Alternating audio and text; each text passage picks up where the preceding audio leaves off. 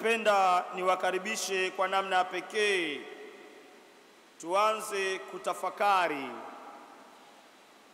ikiwa mwaliko wa kipindi cha Kwaresma unatutaka kusimama imara katika imani. Tujiulize,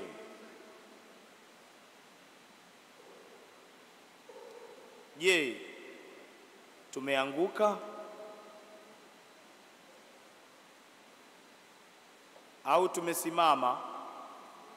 Na kama tumesimama, tumesimamaje? Kwa sababu kuna tahadhari ambayo Mtume Paulo aliitoa. Ajidhaniaye kuwa amesimama aangalie.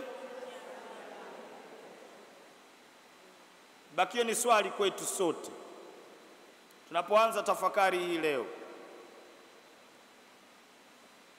Mwaka jana mwezi wa 12 tulikuwa na kipindi cha Majilio. Tulifanya tafakari ya kina, ukawa ni wakati wetu wa kuomba toba na tukamkaribisha Kristu kwenye mioyo na maisha yetu. Je, huyo Kristu tumempeleka wapi?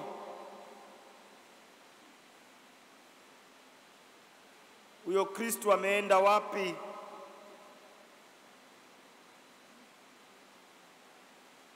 Pengine bado yupo, tumshukuru Mungu.